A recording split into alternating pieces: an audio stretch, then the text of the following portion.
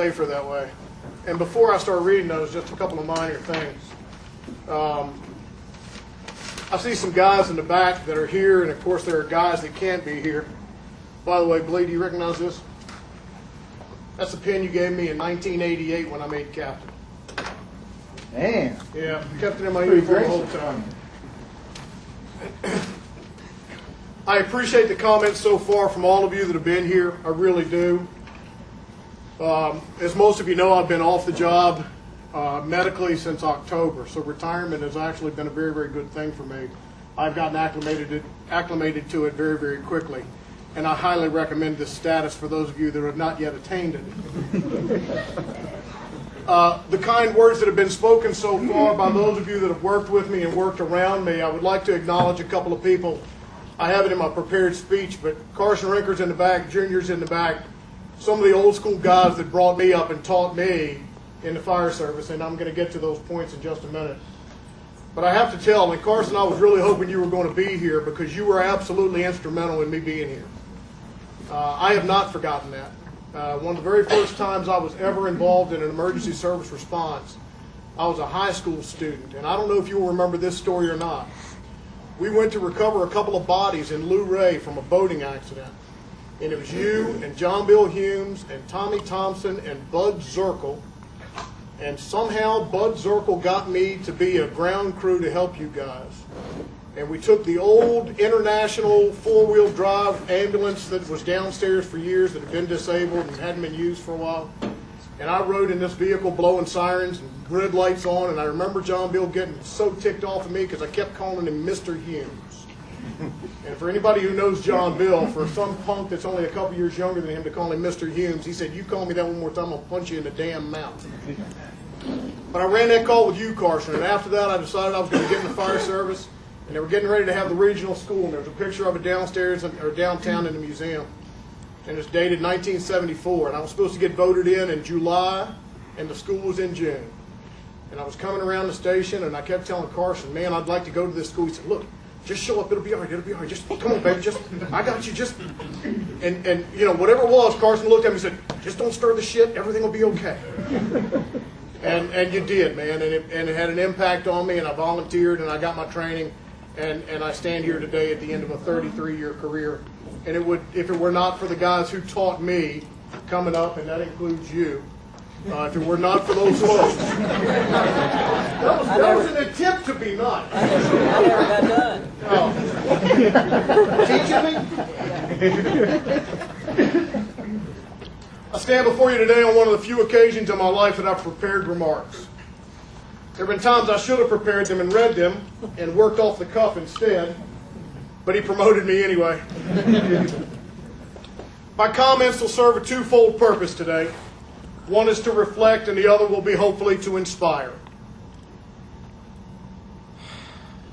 It's a Moffettism, isn't it?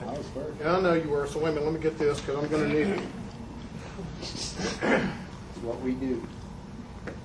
I came on this job after being a volunteer for a couple of years, quite to the dismay of my mother.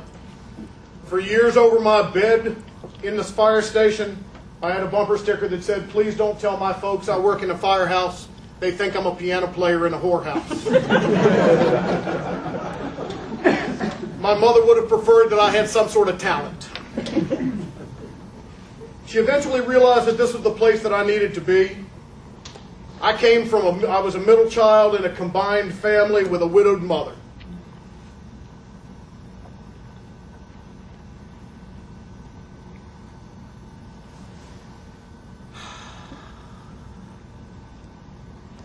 I landed in a place that gave me purpose. It taught me compassion and the importance of loyalty, both given and received.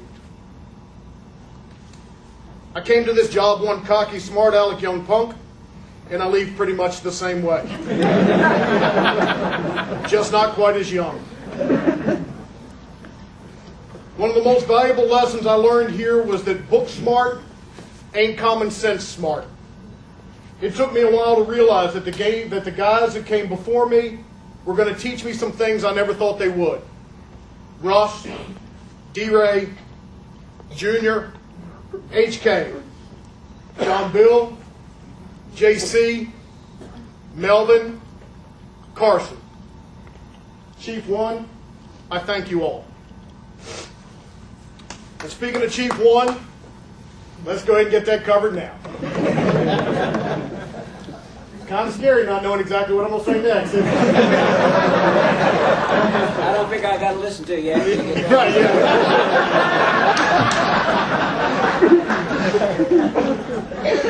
But let me say, and this is the real deal, that for most of the time, Larry and I wanted the same things to happen for this department and its membership. We both have a deep concern for the success of each individual, as well as the overall good of this department. We both know that the employees reflect and display the image of this department, and Larry believes that we can maintain a very high standard. And therein lies most of the difficulty that Larry and I have had with our conflict over the years. He always thought he was right, and I knew I was. There will be stories told in the next 36 hours that I'll nod my head and say, yeah, I remember that. And then there'll be some of the stories that I actually do remember. There'll be some very poignant memories that will stand out in my mind and will never go away. Every one of us on this job has those stories. I told my daughter a couple of years ago, your daddy's a fixer. You remember that?